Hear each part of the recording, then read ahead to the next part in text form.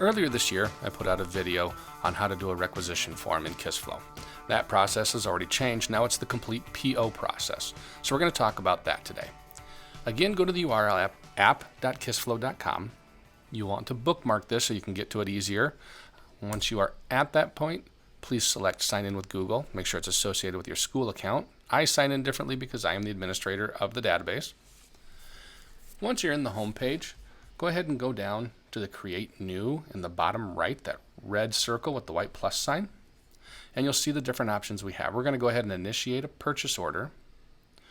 Just like on the requisition before, you're going to go ahead and requested by and what building is it going to. So you are automatically populated because you're filling this out. Mine usually go to the district office. You do have the option to put in furnishing the following materials too. You have to put it to you if it's coming to you, but if you are ordering for somebody else, make sure you select their name.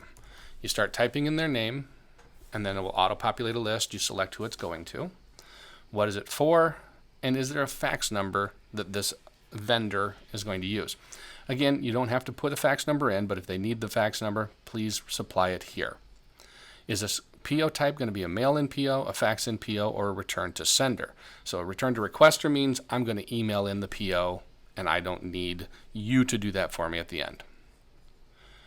Then you have your vendor details. So if it's a current vendor, you click right on the vendor name, and notice a list will populate of vendors that are in the database. If it's not in the database, come over here to New Vendor and slide the selector to Yes. You put in the vendor name, the vendor email, and the new vendor address.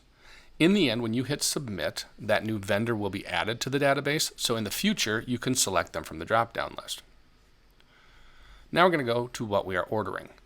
This is the item details. You want to put in an Add New Row for each item you are ordering.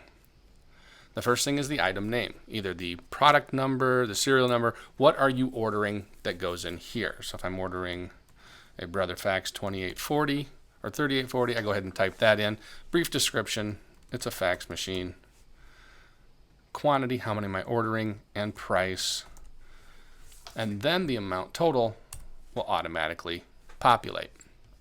If there is shipping, and make sure you are always checking on the shipping, you add that in here.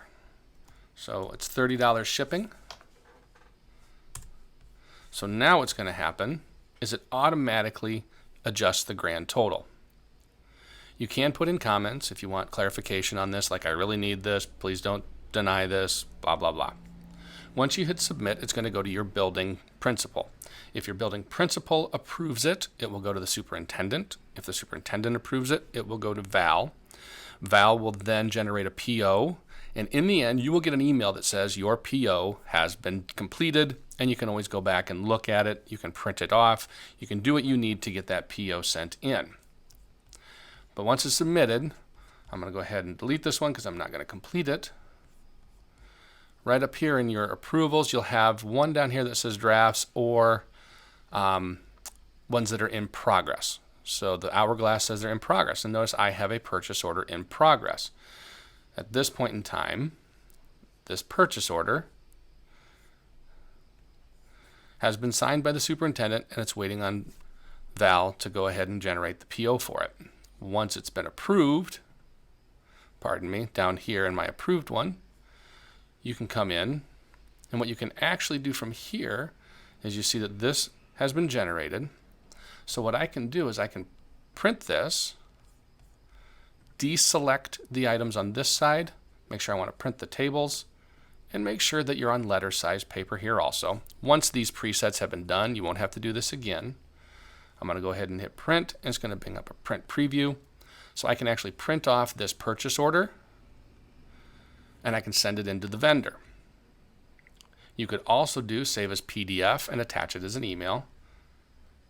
The one thing you may need is the superintendent's signature. If you do need the signature part on there, the actual signature from Jess Oliver, make sure that you're getting the paper copy with the signature to send in. That's really all there is to it. If you have any questions, as always, feel free to contact me.